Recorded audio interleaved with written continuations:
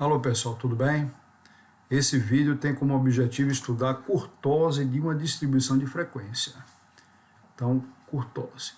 Denominaremos curtose o grau de achatamento de uma distribuição em relação a uma distribuição padrão, que é a curva normal, aquela de forma de sino, certo? Então, nós vamos tomar a curva normal como referencial para julgarmos a curtose, que é o grau de achatamento das outras curvas. Então, quanto maior for o número curtose, mais achatada ela vai ser.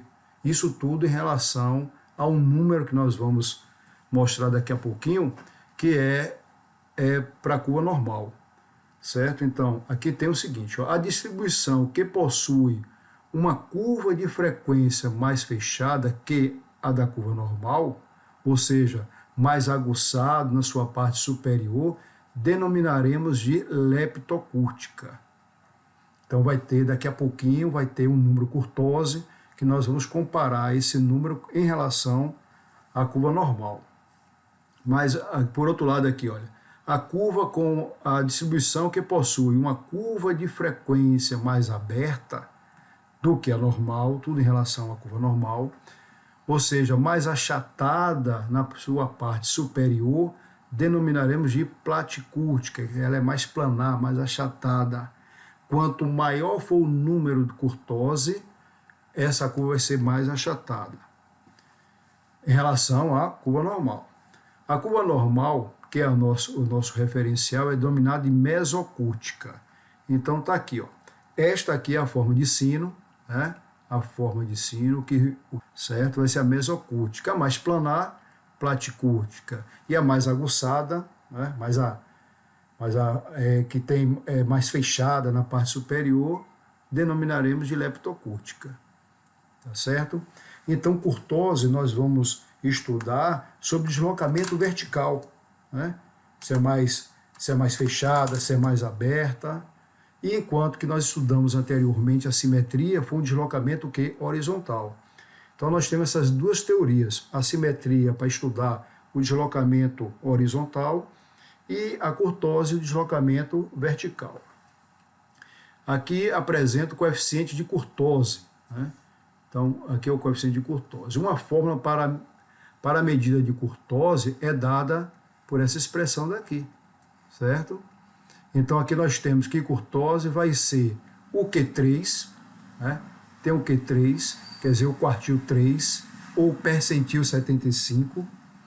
O Q1, que é o quartil 1, que é o 25% da distribuição, né? O Q3 é o 75%, ou seja, que é o percentil 25, aqui é o percentil 75. Tudo isso aqui dividido por 2, que multiplica o percentil 90 e o percentil 10. Fazendo essa continha aí. Então, esta fórmula é conhecida como coeficiente percentílico de curtose. Esse nome aqui, percentil, é por conta, né, do P90, P10, esse Q1 que é transformado em P25. Quer dizer, eu tenho os percentis ou centis, né, que nós estudamos anteriormente, que é a mediana, que é o P50, depois os decis, que mais os quartis e os percentis, tá bom? Então justifica esse nome coeficiente percentil de curtose, porque essa fórmula é envolvida, certo, com os percentis, tá bom? Aí temos aqui, olha, relativamente à curva normal, ou seja, se eu tiver C, esse coeficiente, igual a 0,263 ou muito próximo dele, isso aí vamos dizer que a curva é o que? Mesocúrtica, certo? Então tá aqui, ó.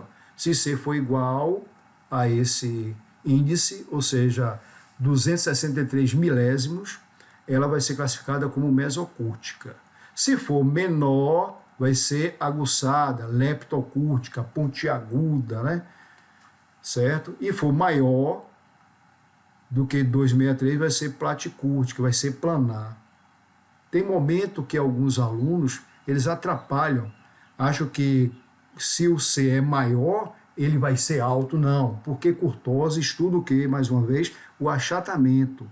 Como eu falei anteriormente, quanto mais achatada for a curva, maior será o seu coeficiente percentil de curtose, tá certo?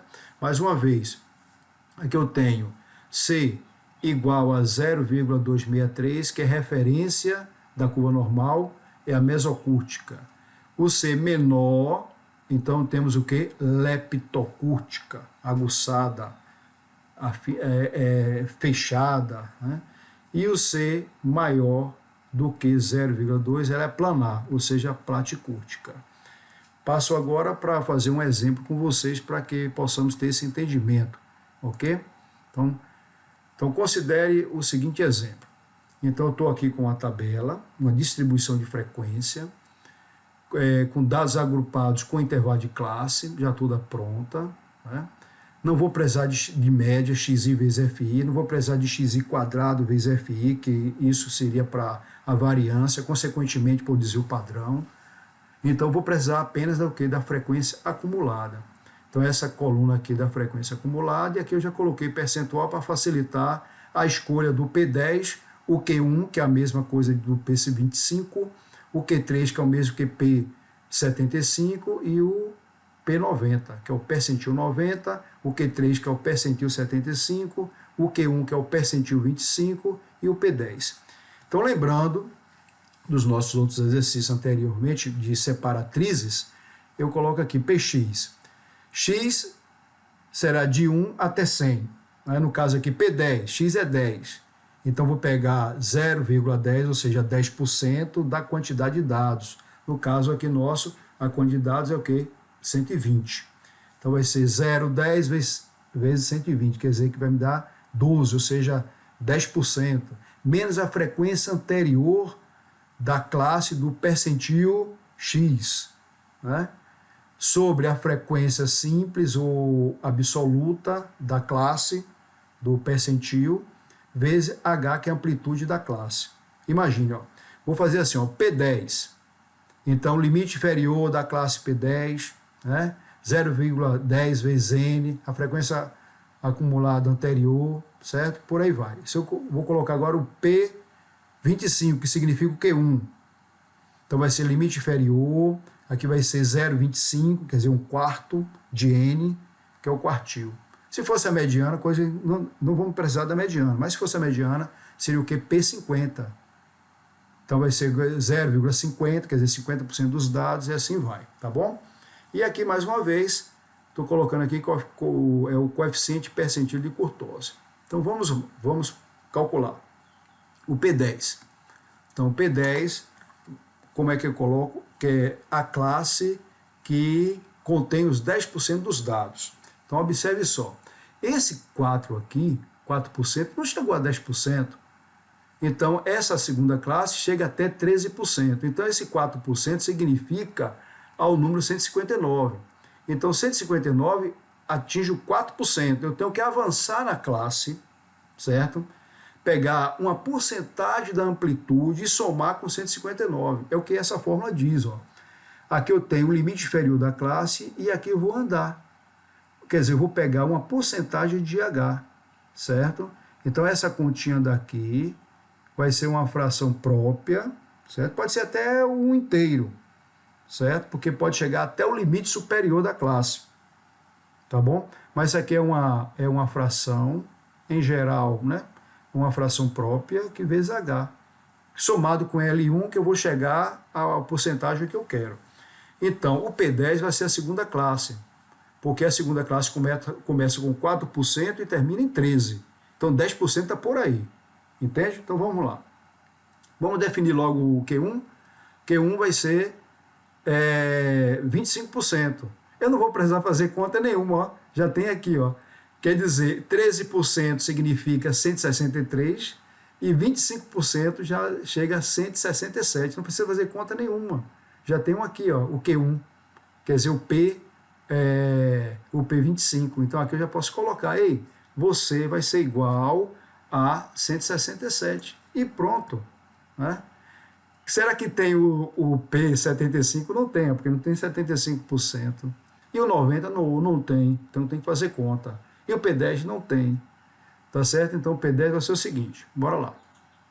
É igual o limite inferior, que é 159, somando com, vou abrir parênteses, que vai ser 0,10 vezes 120, que é 10% dos dados, menos a frequência anterior, certo? A frequência anterior, frequência acumulada anterior, que no caso aqui é 5, frequência anterior da classe que você está trabalhando, ou seja, 5, dividido pela frequência simples da classe P10, que no caso aqui é 10, o número 10, que vezes a amplitude.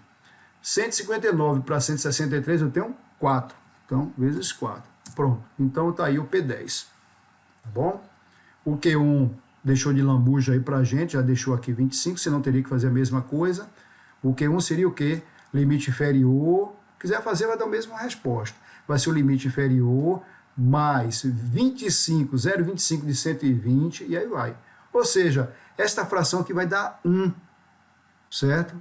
Essa fração aqui vai dar 1, então vai ser limite inferior mais 1 vezes H, ou seja, limite inferior mais H. O limite inferior é 163 mais H, que é 4, né, vai dar 167. Pronto. O Q3 é a mesma coisa do P75. Então vai ser P75, aqui tem 46, o 171 representa 46, o 175 representa 88. Então, entre 46 e 88 existe o 75.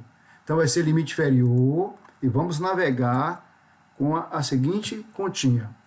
Então, vai ser 0,75 que multiplica 120, que subtrai a frequência acumulada anterior da classe, do P75 ou Q3, tanto faz, que no caso é 55, divido pela frequência simples da classe Q3, que é 50, e multiplica agora por 4, que é a amplitude da classe.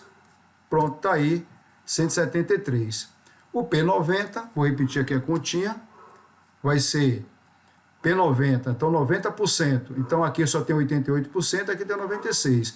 Então começa com 88 e termina com 96. Então aqui tem o 90. Então vai ser o limite inferior, que é esse, né? Somando com 0,90, 90% dos dados, 120, menos a frequência anterior à classe P90, que no caso aqui é o 105, certo? Fecha parênteses, divide pela frequência simples da classe P90, que no caso aqui é 10, e multiplica pela amplitude da classe, que é 4, certo?